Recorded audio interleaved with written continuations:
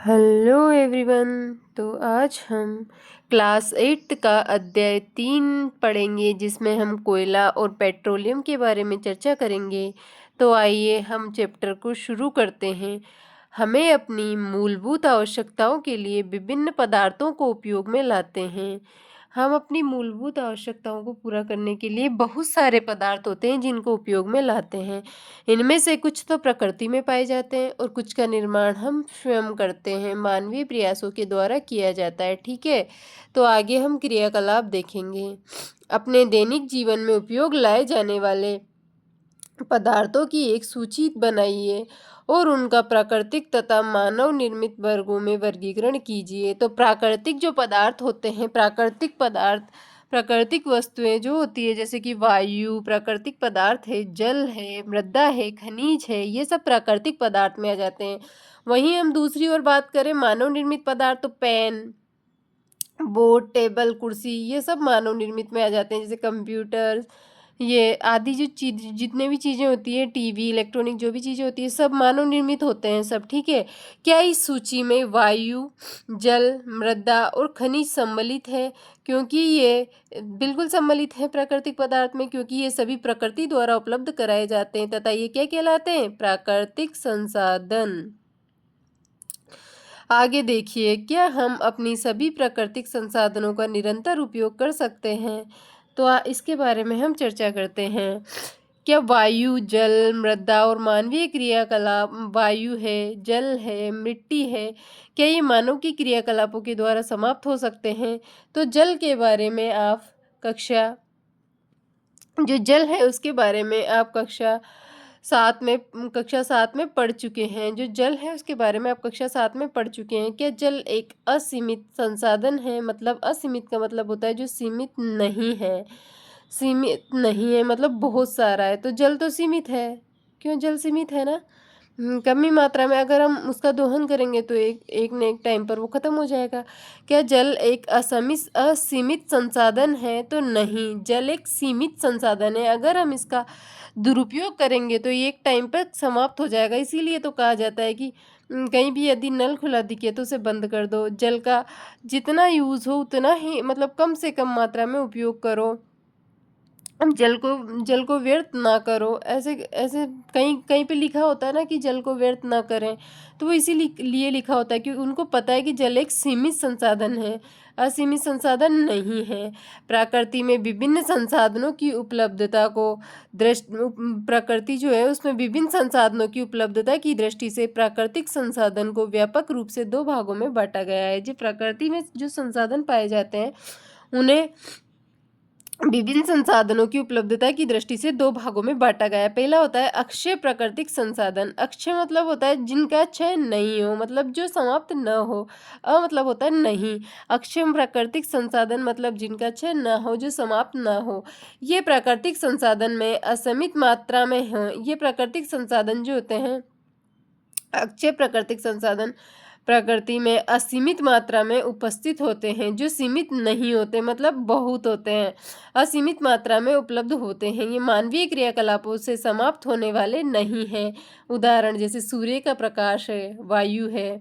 उसके अलावा समाप्त होने वाले प्राकृतिक संसाधन, प्रकृति में इन स्रोतों की मात्रा सीमित होती है। समाप्त होने वाले जो प्राकृतिक संसाधन होते हैं, प्रकृति में इन स्रोतों की मात्रा सीमित होती है। ये मानवीय क्रियाकलापों के द्वारा समाप्त हो सकते हैं। इन संसाधनों के उदाहरण में आ जाता है जैसे कि वन्य जीव होते हैं।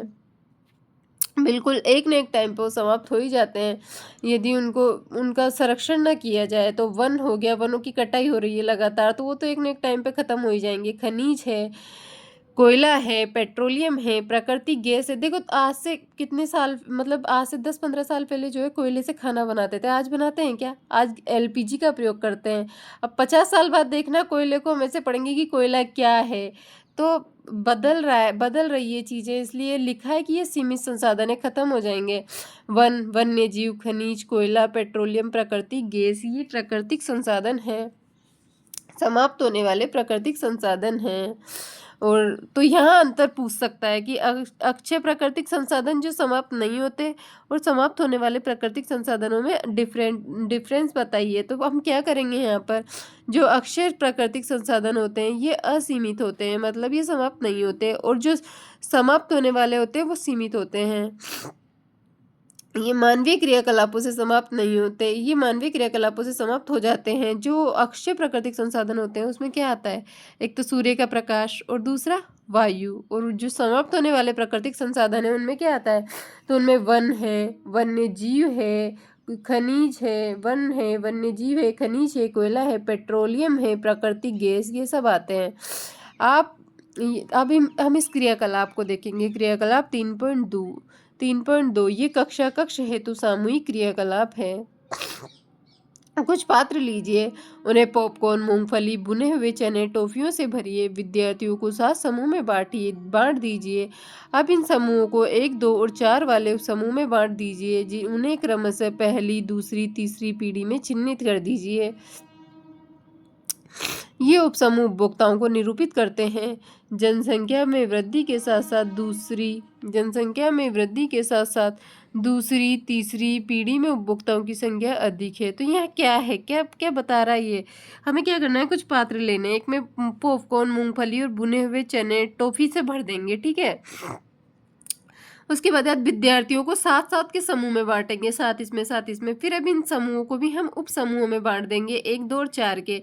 एक 4 का ग्रुप होगा, एक 2 का, एक 1 का, तो टोटल कितने हो गए, 7 उप समूह में बांट देंगे। इन्हें क्रमशः पहली, दूसरी, तीसरी पीढ़ी में चिन्हित करेंगे। उप समूह उपभोक्ताओं को निरूपित करता है।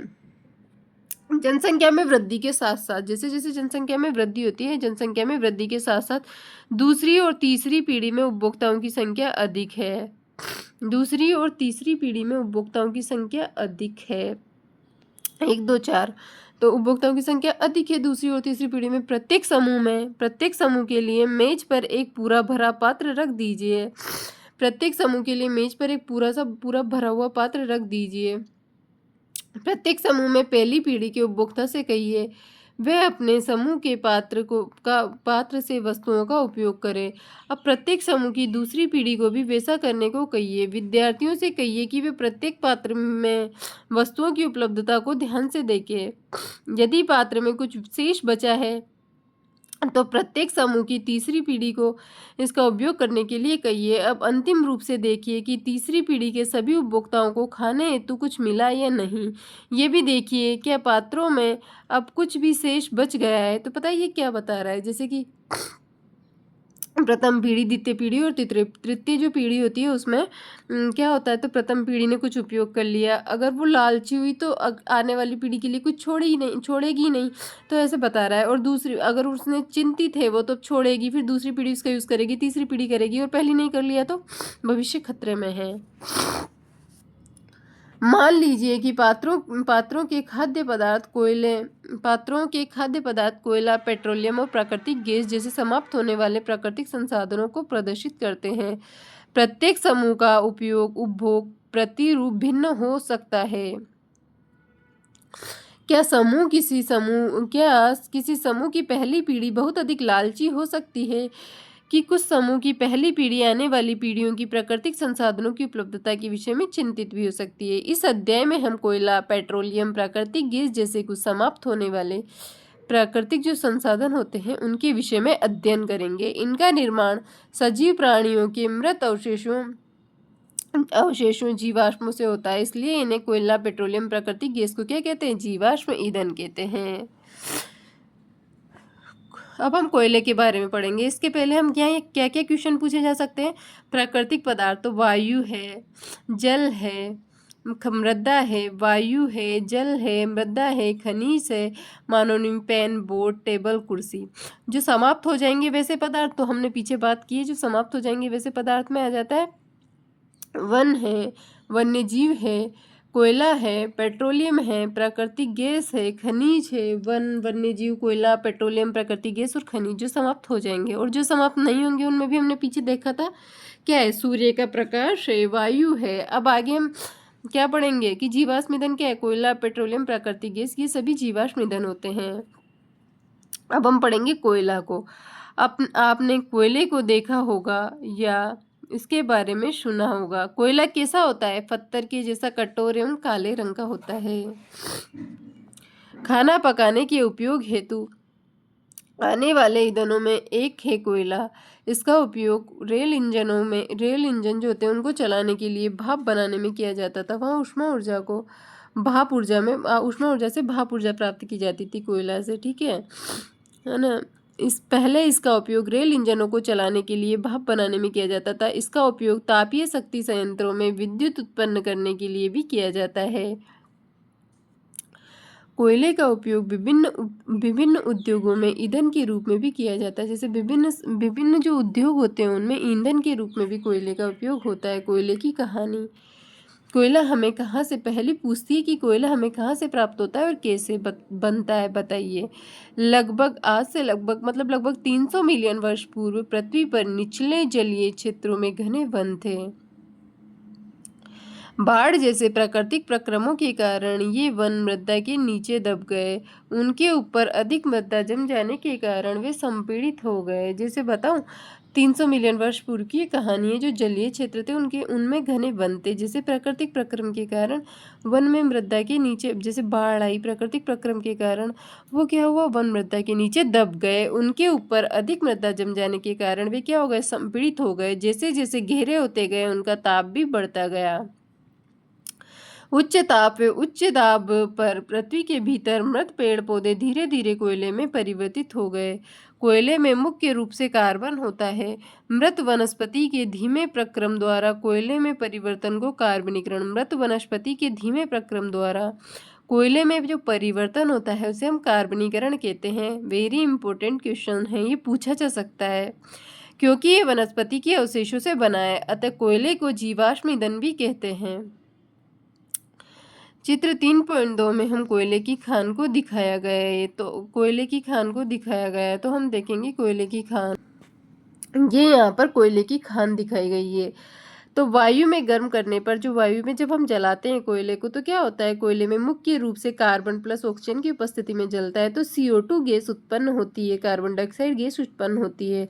उद्योग जो होते हैं, इंडस्ट्रीज में कोयले के प्रक्रमण से कुछ उपयोगी उत्पाद प्राप्त होते हैं। उद्योगों में कोयले के प्रक्रमण से कुछ उपयोगी उत्पाद प्राप्त होते हैं, जैसे कि कोक, कोलतार, कोयला गैस आदि।